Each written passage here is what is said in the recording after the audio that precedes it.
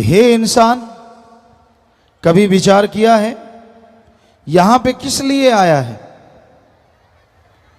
और आखिर जाना कहां है? किस लिए आया है?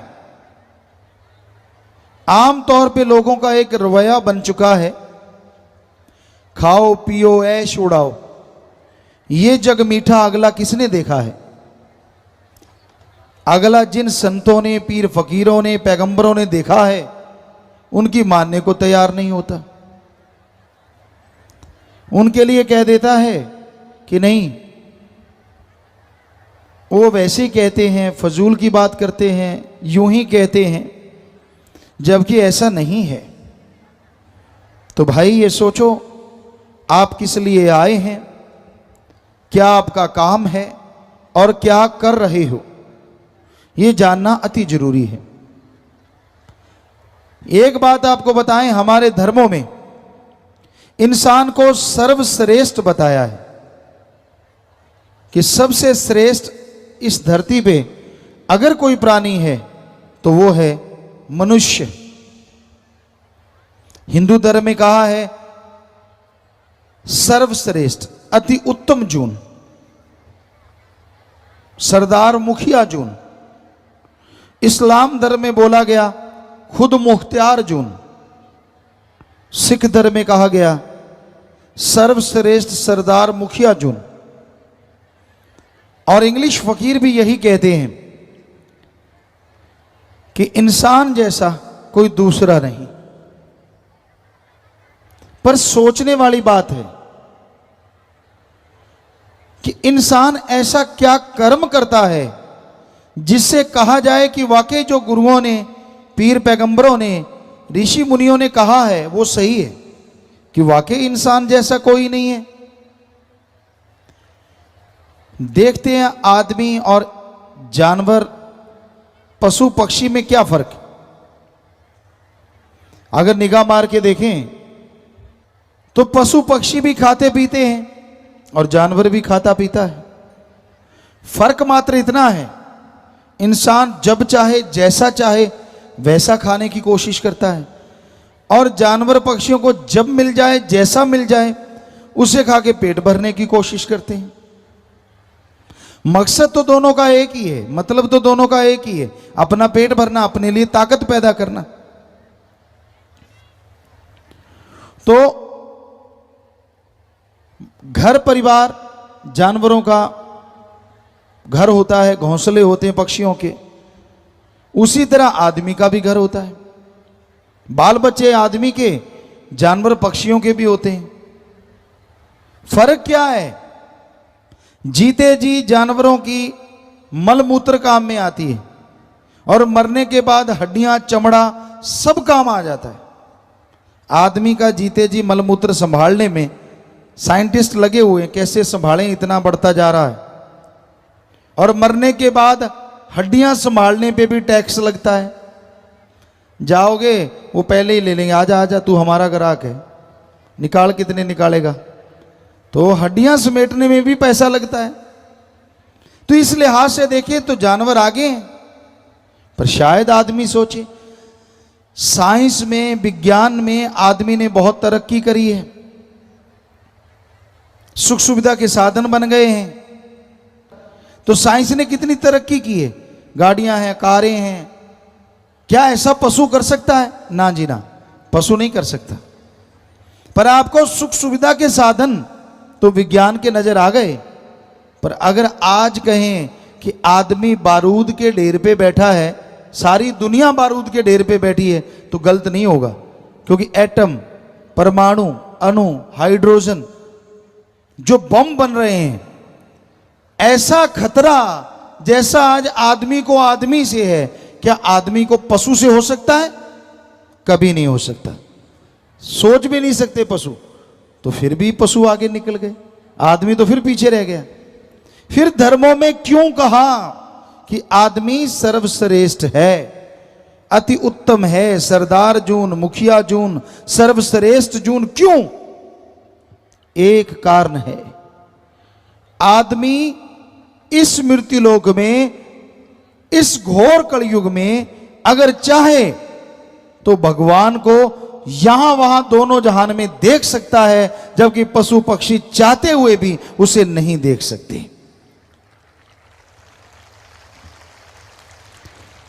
आदमी को भगवान ने यह ताकत दी है, अगर भगवान का नाम जपे, जीते जी गम दुख दर्द चिंता बीमारियों से मुक्ति, मरने के बाद आवागमन से मुक्ति आदमी को मिल सकती है, जबकि देवी देवता को भी नहीं मिल सकती, पशु पक्षियों की तो बात छोड़ो। इसलिए आदमी को हमारे गुरुओं ने, ऋषि मुनियों ने, संत पीर पैगंबरों ने सर्वश्रेष्ठ कहा। अब आप खुद देख लो, क्या आदमी वाला काम करते हो? कभी भक्ति करते हो कि सारा दिन चुगली निंदा हथाई कर रहे हैं, इधर की उधर, उधर की इधर, इधर को उंगली लगाई लड़ दी, उधर के लगा दी? तो भाई ये कोई आदमियों वाले काम है? हमारे वेद शास्त्र, हमने सभी पवित्र ग्रंथ पढ़े, हिंदू धर्म के हमारे वेद शास्त्र, और जिनमें गीता रामायण महाभारत चारों वेद, पांचवा वेद महाभारत को भी कहा जाता है। इसके अलावा इस्लाम धर्म की पवित्र कुरान शरीफ, कुरान मजीद, सिख धर्म की पवित्र गुरुवाणी, ईसाई धर्म की पवित्र बाइबल, कबीर जी, शेख फरीद जी, नामदेव, धन्ना भगत, रविदास, बहुत सारे संत, बौद्धिस्ट, जैनिस्ट, सभी धर्मों की वाणी पढ़ी। बिश्नोई धर्म के जांबा जी, उनकी वाणी पढ़ी, उनका गुटका पढ़ा। तो सभी धर्मों की वाणी पढ़ी। सारे धर्मों में यही कहा गया है जो हम आपको आज बताएंगे। 100% यही बात आती है कि आदमी कहलाने के हकदार तो ही हो अगर आदमी वाला काम करो, वरना शैतान से भी आप आगे हो। कई लोग आदमी सोया पड़े हैं, उनको मार दिया, किसी को तड़पा दिया, चंद नोटों के लिए किसी के बेटे को उठा लिया, भाई ने भाई को मार दिया। शैतान भी शर्मा जाता है, वो भी बच्चों पे हाथ नहीं उठाता था। आज आदमी शैतान का बाप बना हुआ है। अपनी मां की संभाल नहीं, अपने बाप की संभाल नहीं। कई लोग हमारे पास आते, गुरुजी प्रसाद दो। किस लिए भाई? मेरे मां बीमार है, उसकी मुक्ति हो जाए। हमने कहा ऐसा प्रसाद तो हमारे पास नहीं जिसको दें वो मर जाए। आप मारना चाहते हो? कहता नहीं, वो टट्टी पेशाब चारपाई पे करता है। तो हमने कहा जब बचपन में तू करता था तब तेरी मां ने तो नहीं कहा कि इसकी मुक्ति कर दो? वो तो नहीं बेचारी बोली कि इसका रोज टट्टी पेशाब कर उठाना पड़ता है, दिन को भी रात को भी, कोई प्रसाद दे दे बेड़ा पार कर दे? वो तो नहीं बेचारी बोली। अब उसका तुझे उठाना पड़ गया तो अब तू कहता है कि वो मर जाए। लानत है ऐसे औलाद पे। कहां चली गई हमारी संस्कृति? हमारे धर्मों में तो यही शिक्षा है। अरे बचपन में मां बाप टट्टी पेशाब उठाते हैं। हमारा धर्म, हमारे देश में यही संस्कृति है। जब वो बुजुर्ग हो जाएं तो उनके बेटे बेटियां उनके हाथ की लाठी बने और उनको बच्चों की तरह संभालें। यह है हमारी संस्कृति। ना कि उनको बूढ़ा कह के एक भूसे वाले कमरे में डाल दें, सूखा रोट खिलाएं। नहीं नहीं नहीं, मरने के बाद आप खर्चा करते हो, शर्म नहीं आती? जीते जी सूखे रोट दिए और मरने के बाद हलवा पूरियां खाओ जी, अपनी नाक का सवाल है। और जब वो जीते जी उनको नहीं खिलाए तब नाक किधर गई थी? शर्म नहीं आती?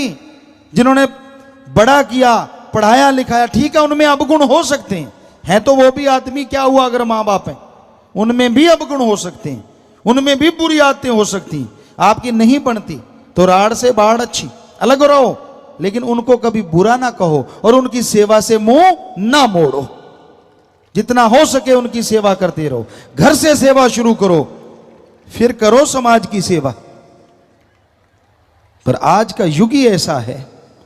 हमने देखा बुजुर्गों को बूढ़िया, डैनिया, इतने इतने गंदे नाम लेंगे भी। है तो तेरा ही खून, तेरा ही बाप है, तेरी मां है, क्या कह रहा है? शर्म नहीं आती तुझे? अपनी मां के लिए, बाप के लिए इतने निरादर के शब्द प्रयोग में लाता है। और मां बाप को भी चाहिए, बच्चों को आशीर्वाद दें। एक उम्र होती है, वेदों में लिखा हमारे, वो तो 75 साल था, लेकिन आज की उम्र माने तो 50-55 साल। उसके बाद आपको संन्यास लेना चाहिए।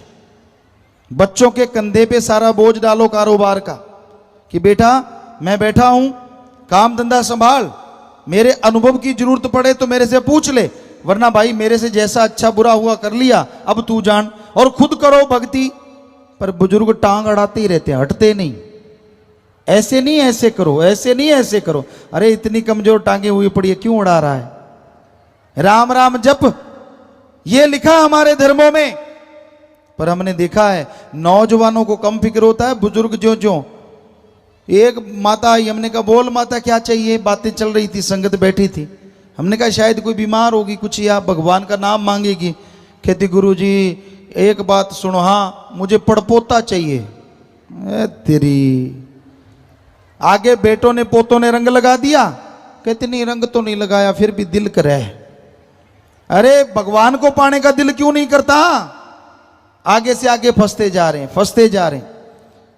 तो कहने का मतलब दोनों पीढ़ियों को समझना चाहिए। हमारी संस्कृति को बुजुर्ग आशीर्वाद देते हैं, और एक उम्र आती है उसके बाद संन्यास लेके बच्चों के कंधों पे बोझ डाल देते। तू जान भाई, तेरा काम जाने, मैं तो राम नाम जपूंगा। तो दोनों पीढ़ियों में कमी है, नौजवानों में भी बुजुर्गों में भी। दोनों को ही हम कह रहे हैं समझो अपने अपने कर्तव्य को, समझो अपने अपने फर्ज को, और उसके अनुसार चलो। ये कहता है हमारा धर्म, ये कहते हैं हमारे विधि विधान जो बनाए गए हमारे पूर्वजों के द्वारा।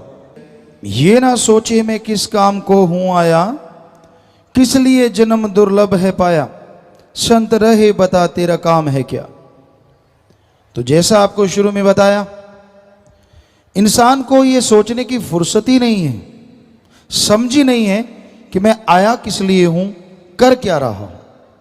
संत बताते हैं, संत समझाते हैं कि आप किस लिए आए।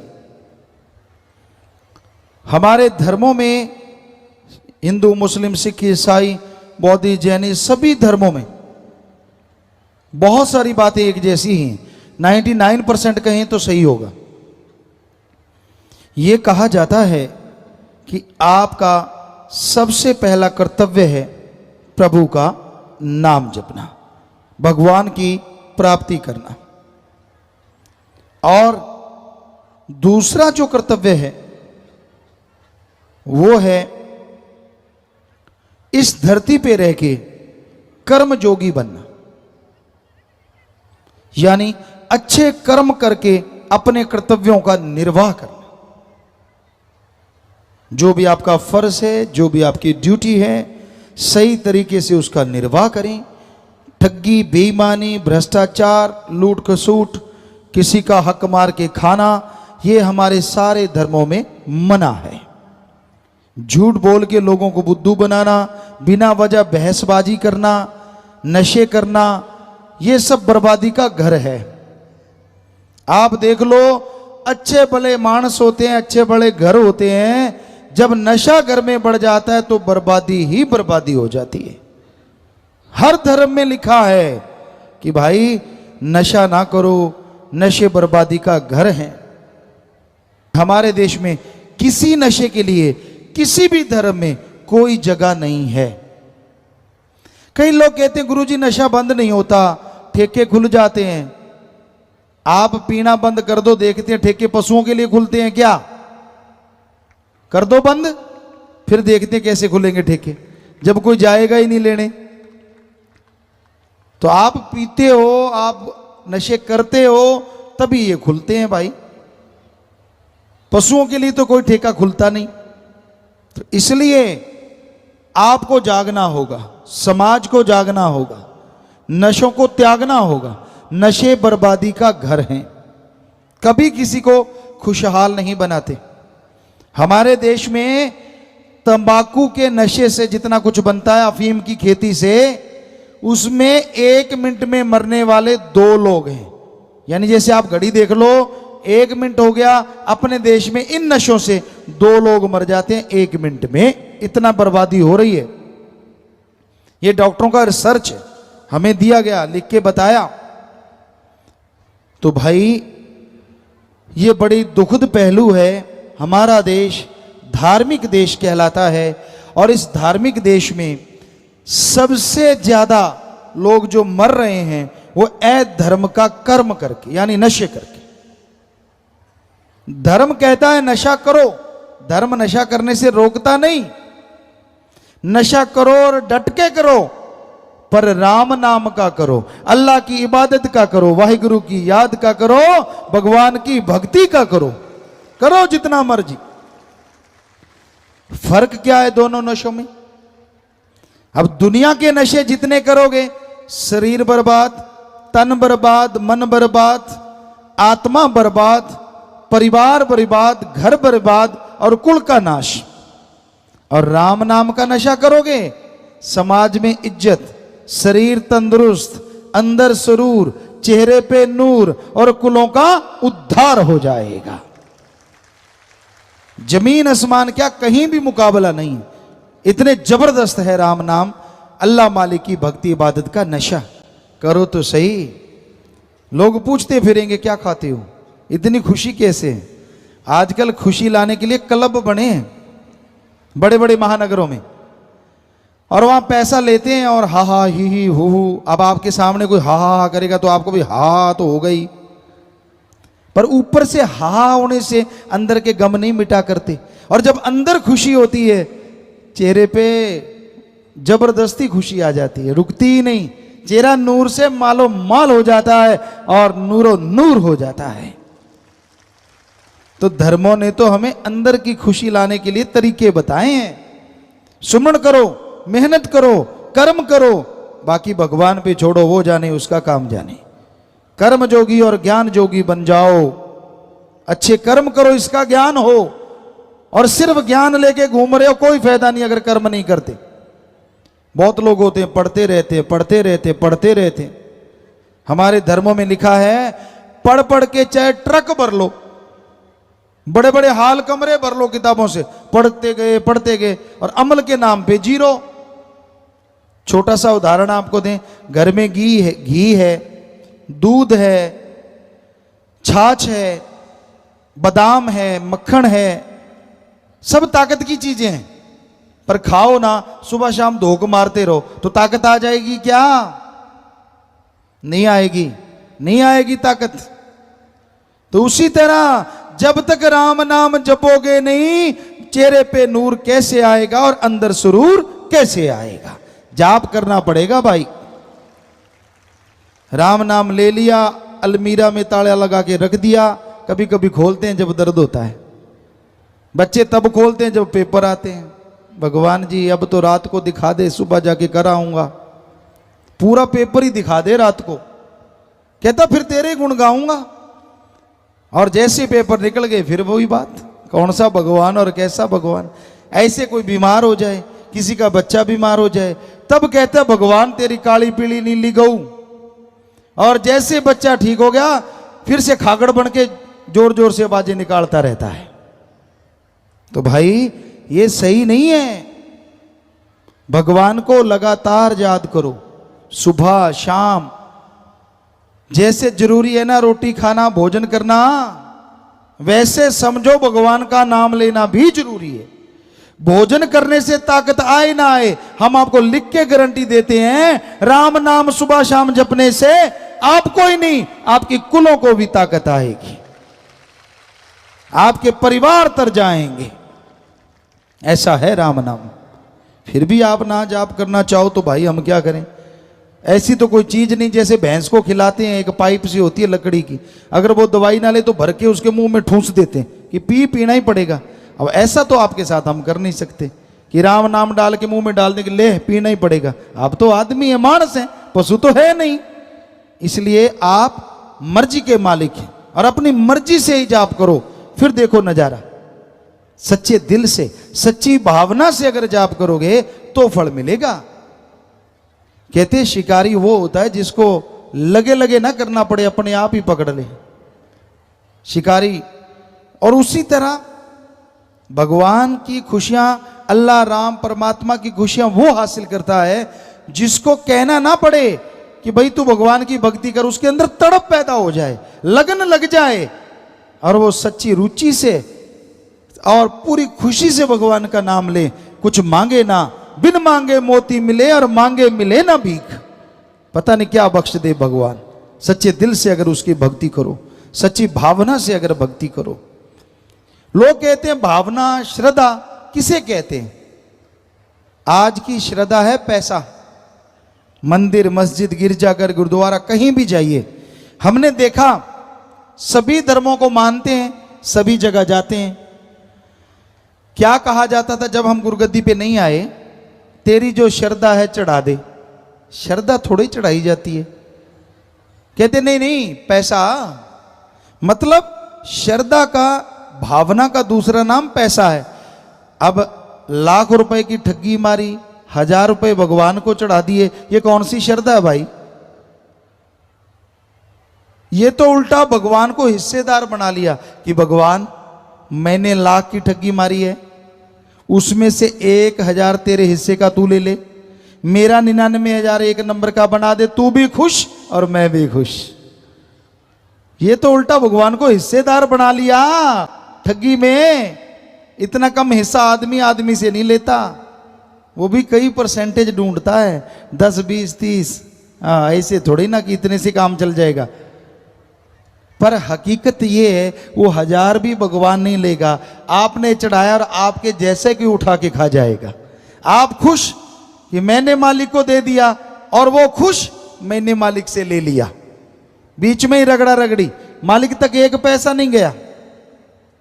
तो ये भावना नहीं है, ये श्रद्धा नहीं है। सच्ची भावना कौन सी होती है? मालिक ना करे, जैसे आपका कोई बेटा बीमार हो जाए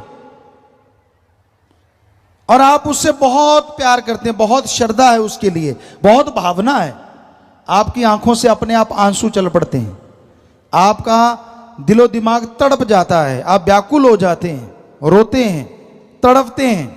ये है श्रद्धा, ये है भावना बाप और बेटे की। यानी आप अपने औलाद के लिए इतनी श्रद्धा रखते हैं, इतनी भावना रखते हैं। रुपए में 100 पैसा आप अपने बेटे के लिए श्रद्धा रखते हैं। ऐसी ही श्रद्धा, ऐसी ही भावना आप भगवान के लिए रुपए में 15-20 पैसे बना लो, गारंटी हम देते हैं भगवान के दर्शन आपको जरूर होंगे। ये है सच्ची श्रद्धा, सच्ची भावना।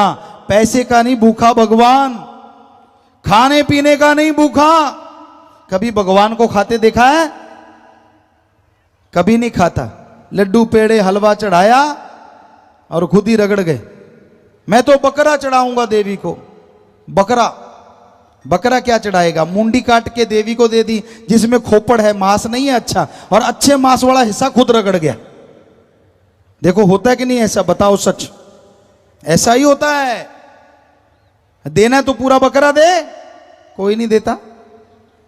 क्योंकि हमने धर्मों में पढ़ा है, देवी देवता फरिश्ते कभी निर्दोषों को तंग नहीं करते। तो बेचारे बकरे छतरों ने तो किसी का बुरा नहीं किया होता, वो तो निर्दोष हो गए। वो तो निर्दोषों का साथ देते हैं देवी देवता। तो ये आपका ही बनाया हुआ प्रोग्राम है कि उसको ये दे के खुश कर लेंगे, क्योंकि खुद खाना है उसके नाम पे। वो नहीं किसी को मारते, वो नहीं कहते कि मुझे बकरा दे, छतरा दे, ये दे। हमने पढ़ा है देवी देवते निर्दोषों का साथ देते हैं और जालिमों का खात्मा करते हैं। ये उनका नाम होता है, देवी देवता फरिश्ते। तो इसलिए भाई ध्यान रखो, देवी देवता के नाम पे किसी जीव को मारो ना, ये सही नहीं है। रूहानियत के हिसाब से, वेद शास्त्रों के अनुसार ये सही नहीं है। वो खुश होता है जो भावना हमने आपको बताई, श्रद्धा जो आपको बताई। ऐसी तड़फ, ऐसी व्याकुलता अंदर पैदा कर लो, ऐसे शुद्ध विचार अंदर पैदा कर लो, ताकि वो भगवान आपको दर्शन दे। अल्लाह राम मालिक की कृपा दृष्टि रहमो करम आप पे मूसलाधार बरसे और आपके गम दुख दर्द चिंताएं पल में खत्म होती चली जाएं। आगे आया जी कि आदमी को आदमी वाला कर्म करना चाहिए। पता नहीं कितने चक्कर लगा के, कभी पक्षी पशु, कभी मछली बना, कभी सुअर खच्चर, पता नहीं कितने शरीरों में से होके मनुष्य शरीर का ये आत्मा को शरीर मिला है। तो इसलिए हे भाइयों, हे बहनों, हे बुजुर्गों, हे बच्चों, उस मालिक का नाम जपा करो, भक्ति करना ना छोड़ो, उससे आपको 100% लाभ होगा, तन मन धन में, घर परिवार में, और आत्मिक तौर पे, सामाजिक तौर पे आपकी खुशियां बढ़ती जाएंगी। ये हकीकत है। ये जन्म मिला प्रभु मिलने की बार, रहा खाने सोने में यूं ही गुजार, कुछ कर ले विचार क्यों बनता गंवार। दिन रात खाने पीने में मस्त ना हो जाएं, बल्कि समय निकाल के मालिक का नाम जपा करें। सुबह रफा हाजत जाते हो, फ्रेश होने के बाद मालिक की याद में आधा घंटा दे दो, क्या जाएगा आपका? वैसे भी तो टाइम लगाते हो, गपशप मारने लगो 2-3 घंटे का नहीं पता चलता, चुगली निंदा करने लगते हो पता नहीं लगता कितना टाइम चला गया। तो ये तो आपने अपने लिए, बच्चों के लिए, पीढ़ियों के लिए, औलाद के लिए टाइम देना है। तो इसलिए कम से कम आधा घंटा या घंटा सुबह और ऐसे शाम को आप नियम बना लो, टाइम फिक्स कर लो, इस टाइम पे जाप करना ही करना है तो कर लोगे। अगर वैसे कहते रहे तो मुश्किल है भाई। एक सज्जन ने चिट्ठी डाली, कहता गुरुजी मैंने सोचा मैं भक्ति किया करूंगा, मन को कहा कि मन मैं भक्ति करूंगा, तू रोक के दिखा। मन कहता कर ले भक्ति, मुझे क्या। कहने लगा रात को रोटी कम खाऊंगा, आधी रोटी कम खाऊंगा ताकि सुबह जल्दी जाग जाऊं, और रात को रोटी खाने लगा। कहता सब्जी इतनी स्वाद लगी पहले कभी लगी नहीं थी, आधी कम खानी थी, एक ज्यादा ठोक गया, सुबह उठा ही नहीं गया। उठे कहां से, आड़ से आ गया। अगले दिन कहता नहीं आज लड़ेंगे अपन, चलो रोटी जैसे तैसे कंट्रोल किया, थोड़ी खाई, सुबह जाग भी आ गई। 4 बजने में 5 मिनट रह रहे थे। मन कहता वो पागल 5 मिनट तो और सो ले, 4 बजे जाप करना है ना, अभी 5 मिनट पड़े। कहता ऐसा सोया 7 बजे उठा। सो ये अगर टाइम फिक्स करके भक्ति नहीं करोगे तो मन तो ऐसे ही रगड़ता है। हिंदू सिख धर्म में मन कहते हैं जो दिमाग को नेगेटिव विचार देता है, बुरे ख्याल। इस्लाम धर्म में कहते हैं नफस, तो ये बुरे ख्याल देता है। इससे लड़ने के लिए चलते, काम धंधा करते, लेट के, बैठ के आप सुमन करेंगे तो मन रुक सकता है, वरना मन नहीं रुकता।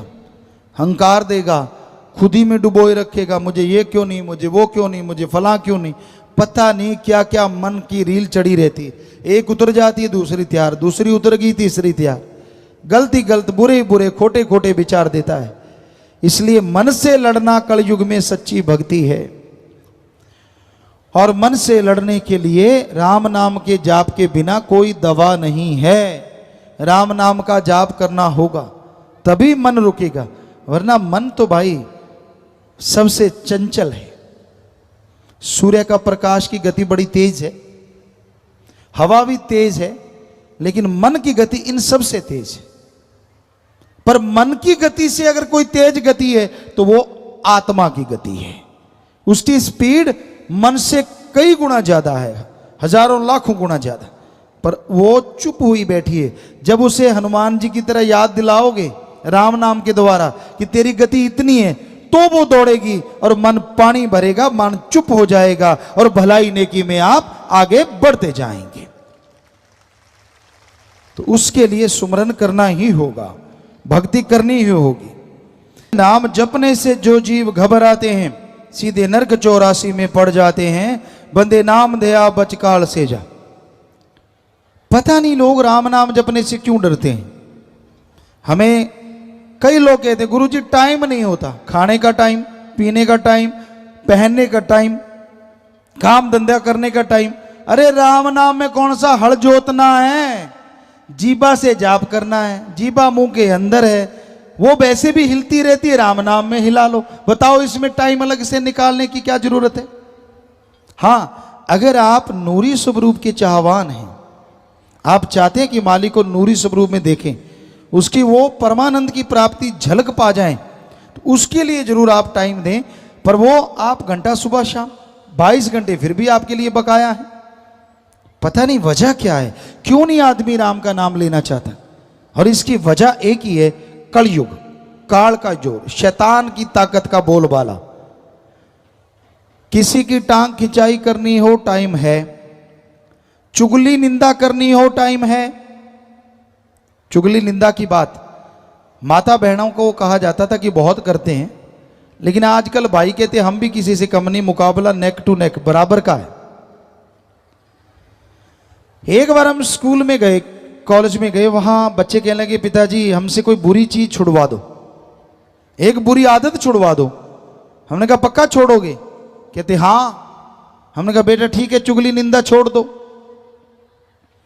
तो एक छोटा सा बच्चा रोने लगा। हमने कहा बेटा तू रो क्यों रहा है? ध्यान से सुनिए। कहने लगा पिताजी गुरुजी अगर हम चुगली निंदा छोड़ देंगे तो करेंगे क्या? आप भी सोच के देखो, आप जो बातचीत करते हो उसमें से चुगली निंदा निकाल दो, आप कौन कौन सी बातें करते हो?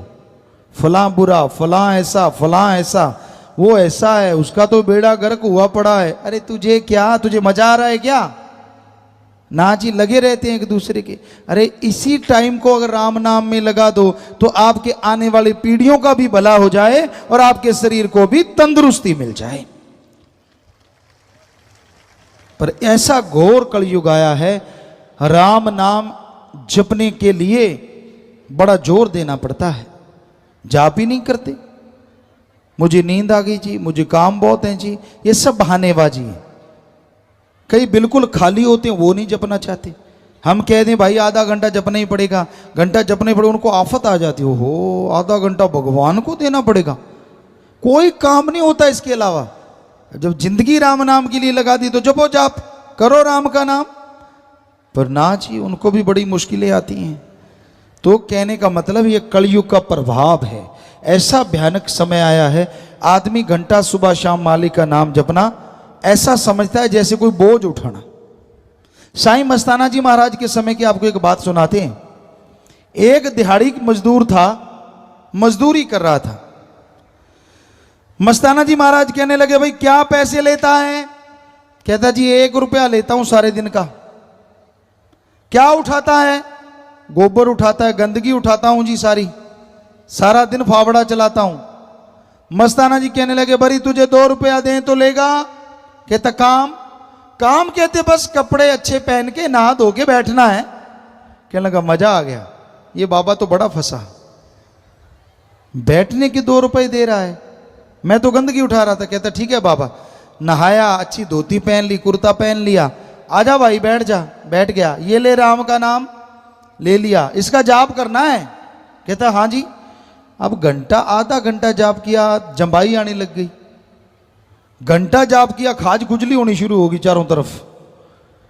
थोड़ी देर के बाद वो हाथ जोड़ के बाबा जी के सामने आ गया। कहता हे बाबा ये ले तेरे 2 रुपए, मैं जाप आज करूं ना कल, मुझे तो गंदगी उठाना मंजूर है, पर राम का नाम सारा दिन नहीं जपूंगा। है ना सच भाई?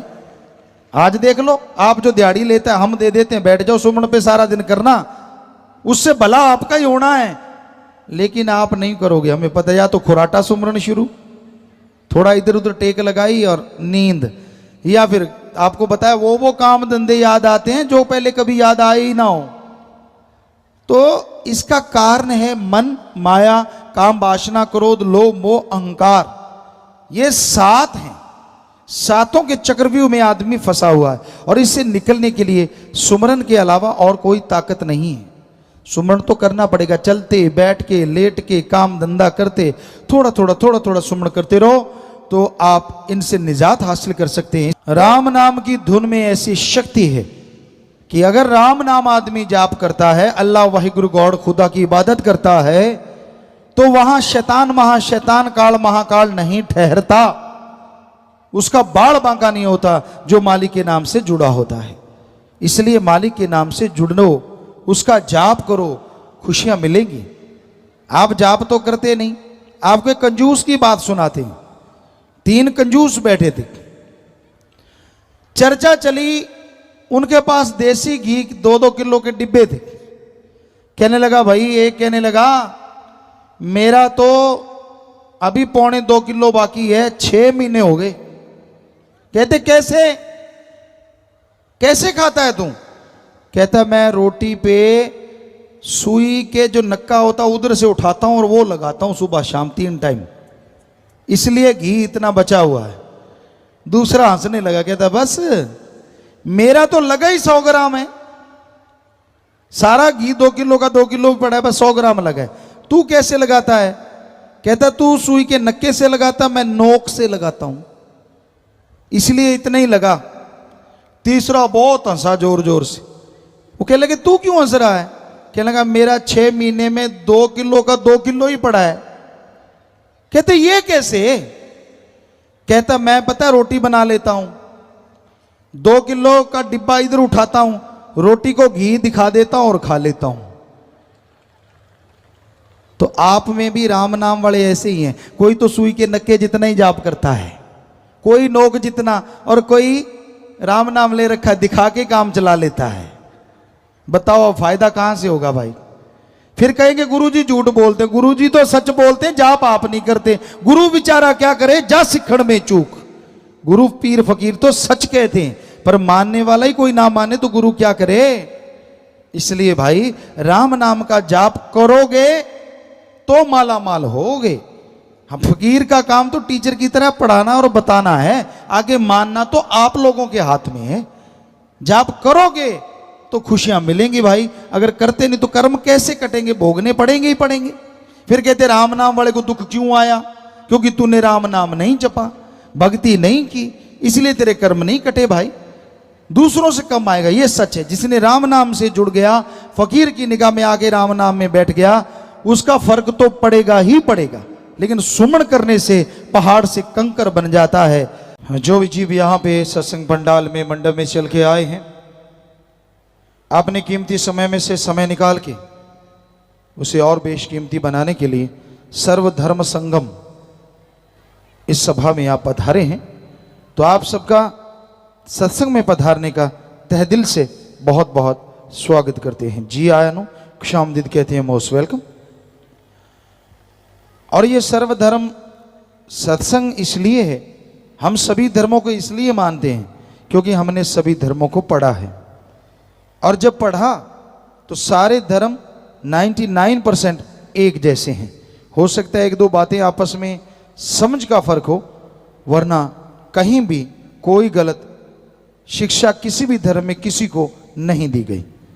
सभी धर्मों में आपसी प्यार, मोहब्बत, ओम हरि अल्लाह वाहिगुरु गॉड खुदा ईश्वर से प्यार करना, उसकी सृष्टि से प्यार करना, बस यही शिक्षा है। मुख्य उद्देश्य इंसान को भगवान से जोड़ना है, तोड़ना नहीं। आपको ये भी बता दें, धर्म धर्म शब्द तो सबसे जुड़ता है। हिंदू धर्म, सिख धर्म, इस्लाम धर्म, ईसाई धर्म, यानी धर्म। धर्म शब्द का मतलब क्या है? धर्म शब्द का मतलब है धारण कर लो, ग्रहण कर लो, अपना लो, यानी जोड़ना, तोड़ना नहीं। इंसान को इंसान से जोड़ो, इंसान को सृष्टि से जोड़ो, इंसान को भगवान अल्लाह राम से जोड़ो, इसी का नाम धर्म है। धर्म का नाम किसी को तोड़ना नहीं होता। हमने हर धर्म को पढ़ा। 23 साल के मात्र हमारी उम्र थी और नॉन मेडिकल के हम स्टूडेंट थे। विज्ञान को बहुत मानते थे, लेकिन शुरू से ही सभी धर्म के पवित्र ग्रंथ घर में थे तो उनको पढ़ा करते थे। गुरु जी जिनकी आप तस्वीर देख रहे हैं, शास्त्राम जी महाराज, इन्होंने हमें कहा कि आप खुले दिमाग से सारे धर्मों को पढ़ो। तो हमने हमारे धर्म, हिंदू धर्म के पवित्र वेद, शास्त्र, गीता, रामायण, महाभारत, 5वां वेद कहते हैं, इनको पढ़ा। इस्लाम धर्म की पवित्र कुरान शरीफ, कुरान मजीद को पढ़ा। सिख धर्म की पवित्र गुरबानी को पढ़ा। ईसाई धर्म की पवित्र बाइबल को पढ़ा। शेख फरीद, नामदेव, धन्ना भक्त, रविदास, सभी दादू जी और बहुत सारे जो जो बौद्धिस्ट, जैनिस्ट, जो जो धर्मों की पवित्र ग्रंथ आते गए, हम पढ़ते रहे, अब भी पढ़ रहे हैं। क्योंकि धर्म अथाह ज्ञान है, अपने अपने विचार हैं संतों के, पीर पैगंबरों के, गुरुओं के, महापुरुषों के। लेकिन जब हमने निचोड़ के देखा, यानी सारे धर्मों का सार, तो यही बना, हम सब एक हैं, हमारा मालिक एक है और हमारा मकसद इस धरती पे अच्छे नेक भले कर्म करना, ताकि आने वाला टाइम अच्छा नेक भला बनता चला जाए और अल्लाह राम की कृपा दृष्टि को हासिल करना। सारे धर्मों में यही उद्देश्य बताया गया है। मेन मकसद, मेन जो एम है इंसान का, वो यही है। अगर पवित्र ग्रंथ पढ़ लिए तो क्या हुआ? भगवान सबसे बड़ा विद्वान है, सबसे बड़ा ज्ञानवान है। उसे ओम कह लो, अल्लाह कह लो, वाहिगुरु कह लो, राम कह लो, पानी को जल कह लो, नीर कह लो, वाटर कह लो, वाशर कह लो, आब कह लो, नीलू कह लो, नीरू कह लो। पानी के नाम बदलने से आप सब सहमत होंगे, क्या पानी का स्वाद या रंग बदलता है? नहीं बदलता। सोचने वाली बात, छोटा सा पानी, उसका नाम बदलने से अगर पानी नहीं बदलता तो उस मालिक तो बहुत बड़ी ताकत है, उसका नाम बदलने से मालिक कैसे बदल जाएगा? हर धर्म में लिखा है, किसी धर्म में नहीं लिखा वो दो हैं, हर धर्म में लिखा वो एक था, एक है और एक ही रहेगा। किसी धर्म में बता दीजिए लिखा हो वो दो हैं। ये तो आदमी ने बना दिए यहां आके, मेरा कोई और, तेरा कोई और, उसका कोई और। खाना पीना अलग, पहनना अलग, रहन सहन अलग। ये कबीलों में बंट गए थे लोग, इसलिए संभव है। लेकिन मालिक ने तो सबको एक जैसा बनाया। मालिक ने तो ऐसा नहीं किया कि एक के ताज लगा के पैदा कर दिया और दूसरे के पूंछ लगा दियो, एक के नाड़ियों में घी दूध भर दिया और दूसरे के खून और तीसरे के पानी भर दिया हो। भगवान ने तो ऐसा नहीं किया, अल्लाह राम ने। उसने तो हम सबको एक जैसा बनाया। एक आपको उदाहरण देना चाहेंगे, सारे धर्मों के छोटे छोटे बच्चे एक जैसे शक्ल वाले हों, जन्म लेते ही एक जगह लिटा दो और आप में से कोई भी बुद्धिजीवी जो सबसे ज्यादा दिमाग रखता हो, क्या उन जन्म लेते बच्चों को एक जगह लिटाए, एक जैसा रंग, क्या आप बता सकते हैं कौन सा बच्चा किस धर्म का है?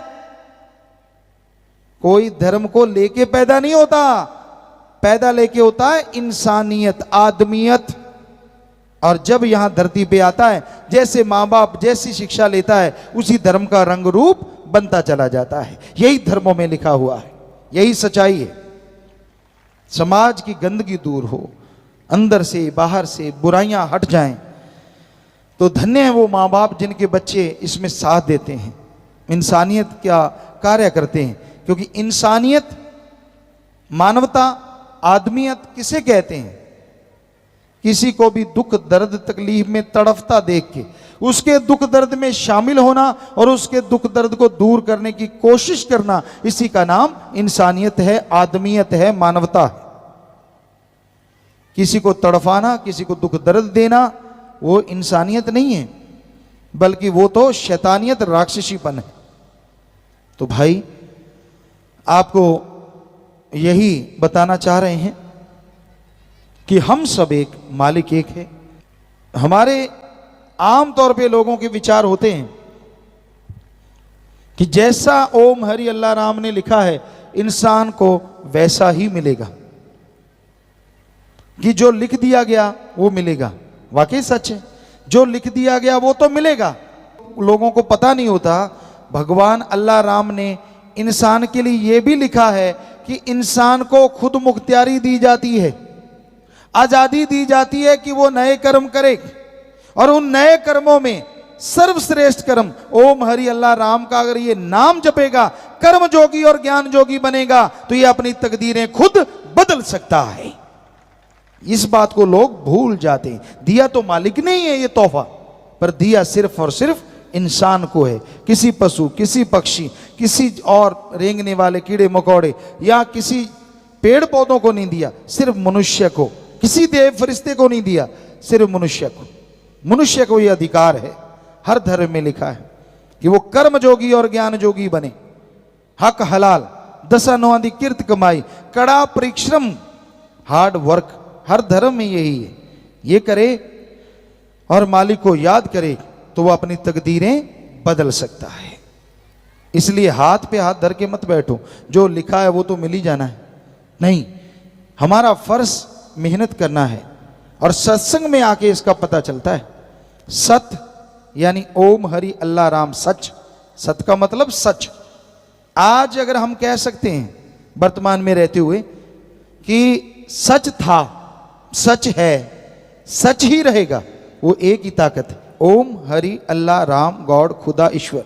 अरबों नाम है उसके, पर वो एक ऐसा है जिसमें लेश मात्र परिवर्तन नहीं आता। बाकी हर चीज दुनिया की परिवर्तनशील है, हर चीज को बदलना ही होगा, सिर्फ मालिक ही नहीं बदलते। तो वो ऐसा सच और संग उसके बारे में रीत क्या और कुरीत क्या, सही रास्ता क्या और लोगों ने क्या बना दिया, उसके बारे में चर्चा हो। आत्मा रूह का मालिक से कैसे मिलन हो, कैसे आप जीते जी गम दुख दर्द चिंता परेशानी टेंशनों को जड़ से खत्म कर सको, इसके लिए जो तरीका है यहां बताया जाए उसे सत्संग कहा जाता है। तो भाई सत्संग में आप चल के आए हैं। हमारे धर्मों में जिक्र आता है घोर कलयुग, शैतान युग, कलयुग, महाकलयुग जब होगा तो कौन आएंगे सत्संग में? जिन पे कृपा राम की वो चल सत्संग में आए। कि जिन पे उस राम ओम अल्लाह गॉड खुदा रब की कृपा होगी, खुद मुख्तियारी का फायदा उठाते हुए लोग आके सजेंगे बैठेंगे, वो अधिकारी बनेंगे अपने उन कर्मों के जो खुद मुख्तियारी से या अपनी आजादी से नए कर्म बनाए जा सकते हैं। तो भाई आप लोग सत्संग में पधारे हैं, पधार रहे हैं, बहुत बड़ी बात है।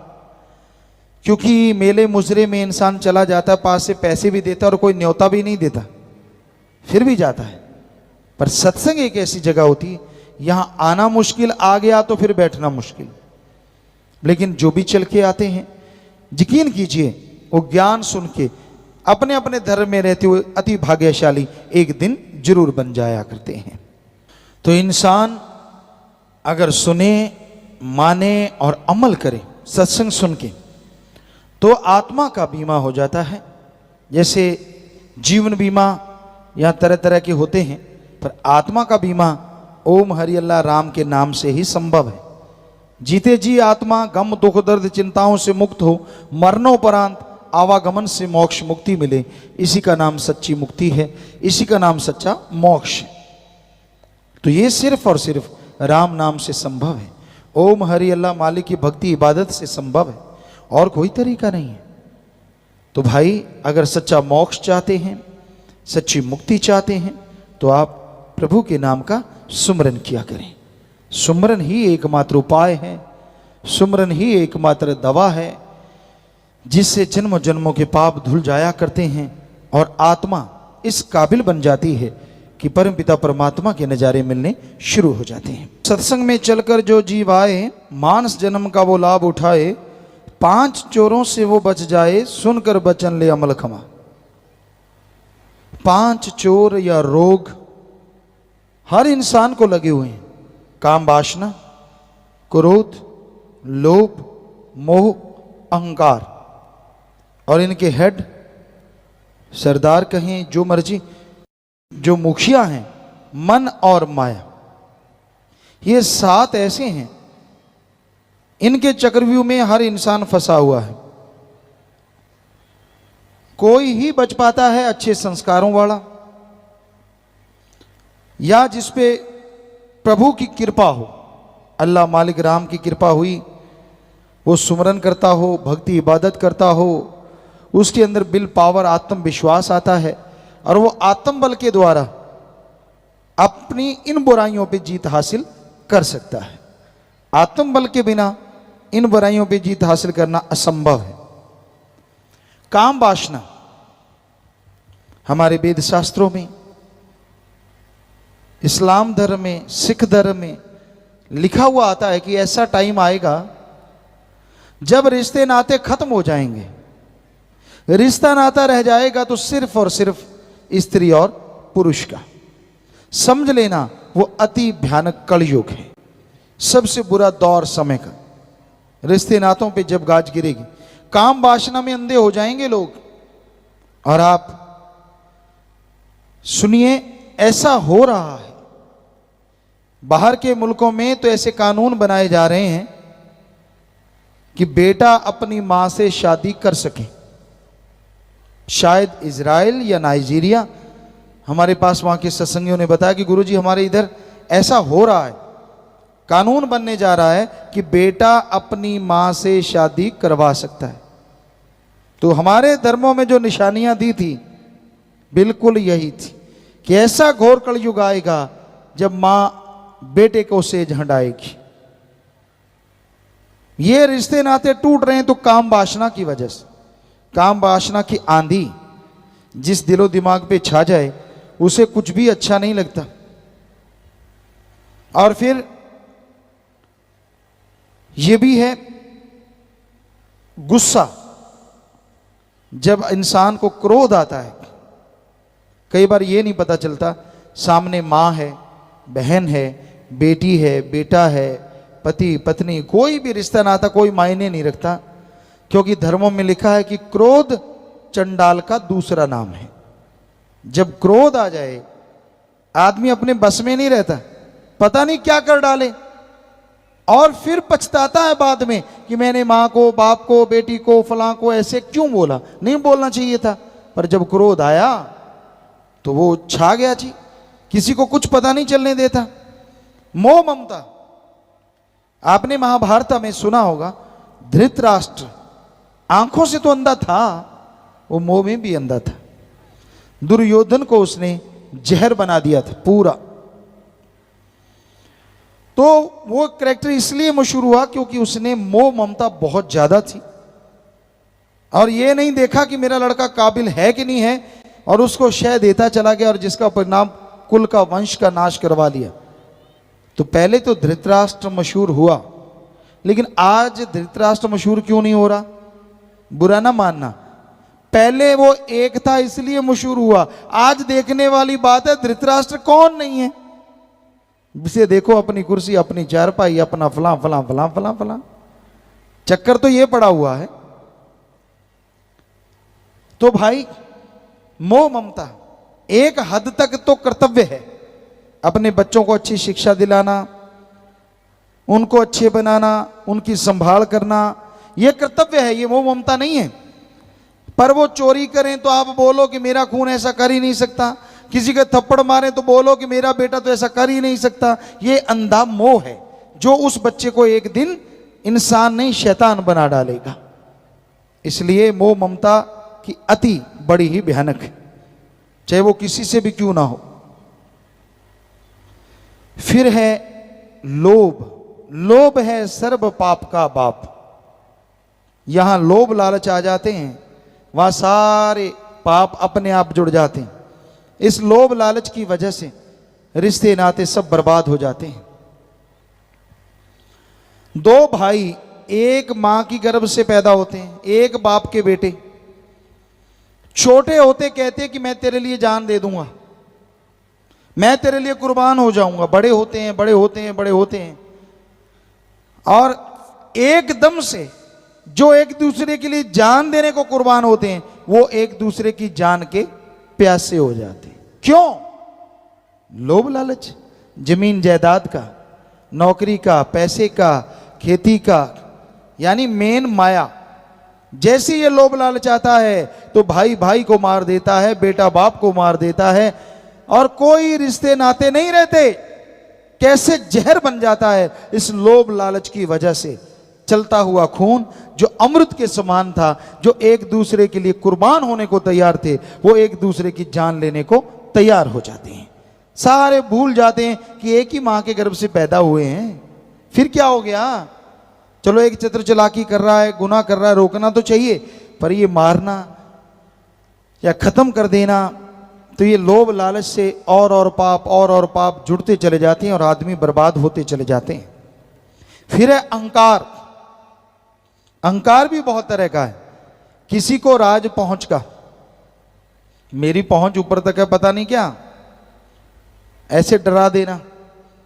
किसी को ऊंचे धर्म का, ऊंची जात का, किसी को धन दौलत का, किसी को जमीन जायदाद का, किसी को अपनी औलाद का, और किसी को खुद का।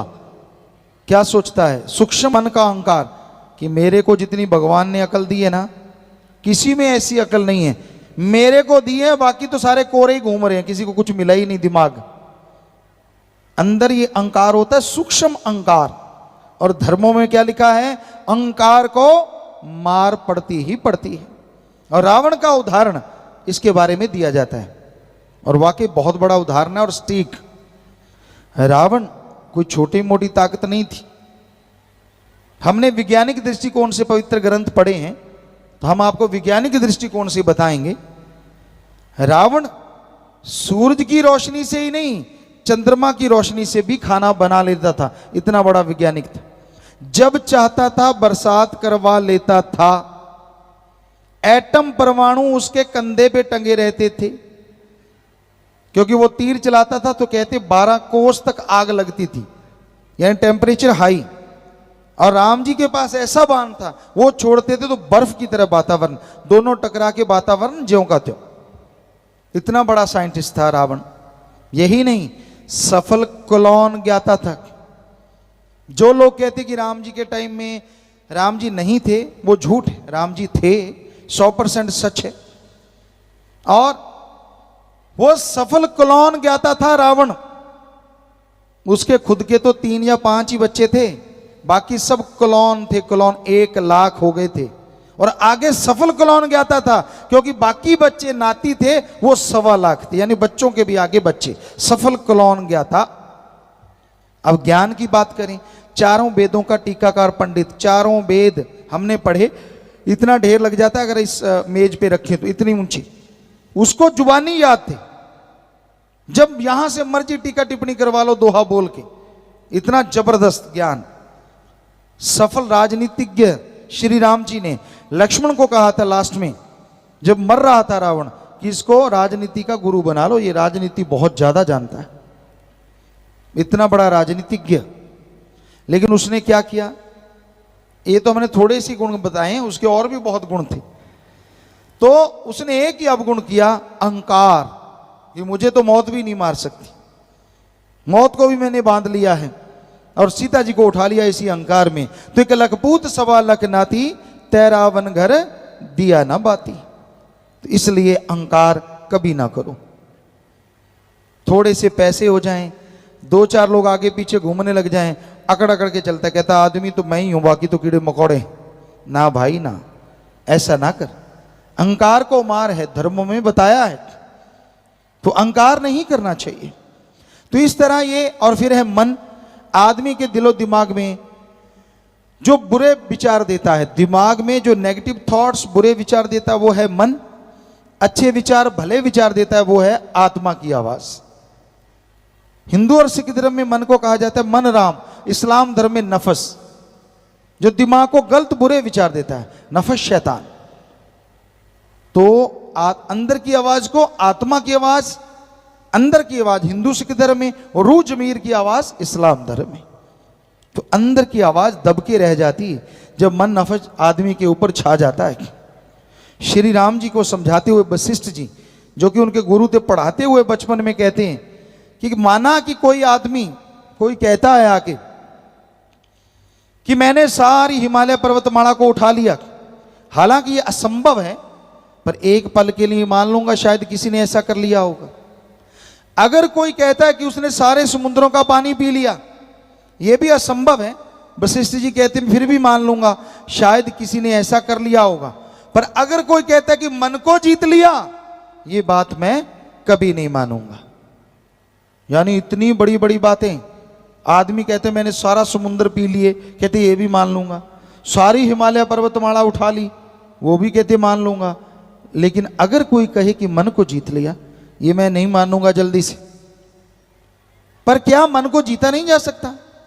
जीता जा सकता है। आगे लिखा है, मन मूसा पिंगल भया पी पारा हरि नाम। मन रूपी चूहा पिंगला हो जाता है, लकवा हो जाता है उसको कब? जब अंदर हमारे हरि रस, अमृत, आबो हयात, जो ओम हरि अल्लाह राम ने भर रखा है, अगर उसको भक्ति इबादत करके चख लो तो आपका मन नफस शैतान हमेशा के लिए खत्म हो जाता है, बुरा सोचना बंद हो जाता है। पर वो हरि रस, वो अमृत, वो आबो हयात हासिल करने के लिए भक्ति करना जरूरी है। एकाग्रता, कंसंट्रेट बनाना, और फिर भक्ति इबादत करना। उसी से ही आप उस मालिक को देख सकते हैं। इबादत से पकड़ मन काबू में आता है। तो आगे आया जी, घोर कलयुग है ऐसा आया, बुरे कामों में मन ने फंसाया, पकड़ लिए जाल माया। माया का, माया के 2 रूप है, एक जो लुभाता है, एक धन दौलत जमीन जायदाद। ये 2 तरह के माया के रूप जिसमें सारी दुनिया फंसी हुई है। सिर्फ ओम हरि अल्लाह राम वो सुप्रीम पावर ही एक ऐसा या उसका कोई भक्त जो इससे बचा हो, वरना माया के जाल से, चंगुल से बचना बड़ा ही मुश्किल है। तो भाई माया का जाल, आज जिसे देख लो माया के लिए तो दौड़ रहा है, सुबह निकलता है शाम तक माया माया माया माया। हर समय हम ये नहीं कहते कि माया कमाओ ना, कमाओ, पर संतुष्टि आनी चाहिए, संतोष धन होना चाहिए। संतोष धन संतुष्टि किसे कहते हैं? कि आपके पास जो है उससे सुख लो, और जो आपके पास नहीं है उसके लिए कड़ा परिश्रम, हक हलाल और हार्ड वर्क करो, टेंशन चिंता मत करो। इसी का नाम संतुष्टि है, इसी का नाम संतोष है। इसकी आज कमी है। सब कुछ पास में, उसका सुख नहीं लेना। पड़ोसी के पास में ज्यादा क्यों है? इसका दुख ज्यादा है। लोग अपने दुखों से कम दुखी हैं, पड़ोसी के सुख से ज्यादा दुखी हैं। जो खुद के पास है उसका मजा नहीं लेते, पड़ोसी का है उस दूसरे की थाली में लड्डू बड़ा नजर आता है। यह कहावत और यह सच। खुद के पास कार भी हो और पड़ोसी का बाइक अच्छा निकल गया पास से, कहते यार ये बाइक लेके कैसे निकल गया पास से, पंक्चर हो जाना चाहिए ये तो मतलब लोग इस तरह से जलते रहते हैं, उस जलन से दुखी रहते हैं, परेशान रहते हैं, गमगीन रहते हैं। तो ये जलन जब तक खत्म नहीं होगी तब तक मालिक की खुशियां हासिल नहीं होंगी। ये हमने देखा है, हर किसी में ये भरा हुआ है, ईर्ष्या, नफरत। आपको एक शेर सुनाते हैं, लकड़ी जल कोयला भई और कोयला जल भयो राख। लकड़ी जल कोयला भई और कोयला जल भयो राख। ईर्ष्या नफरत में इंसान ऐसा जलो, कोयला भयो न राख। लकड़ी जलती है तो कोयला बन जाता है, और कोयला जलता है तो राख, हवाई राख उड़ जाती। लेकिन ईर्ष्या नफरत में इंसान ऐसा जलता है, ना तो वो कोयला बनता है ना राख बनता है। सारी जिंदगी गिल्ली लकड़ी के मानिंद सुलगता रहता है, दुखी होता रहता है। हमने देखा जिनके अंदर ईर्ष्या नफरत की बीमारी होती, बेवजह दुखी होते हैं, परेशान होते हैं, तड़फते रहते। हर किसी ने अपने अपने कर्मों का खाना है। किसी से ईर्ष्या नफरत करोगे तो आप उसका कुछ बिगाड़ नहीं सकते, बल्कि अपना ही बिगाड़ोगे। आप दूसरों में जो देखते हो वो आप में आता है। अगर आप दूसरों में अवगुण देखते हो तो आप में आ जाएंगे। इसलिए दूसरों के गुण देखो ताकि आपके अंदर आए। जो खुद में देखता है वो चला जाता है, तो खुद में गुण ना देखो, खुद में जो अवगुण है वो देखो, ताकि आपके अवगुण चले जाएं और आप गुणवान बन जाएं। तो भाई इंसान अगर ऐसा सोच ले, ऐसा मान ले, तो उसे किसी भी तरह की कोई कमी नहीं रहती।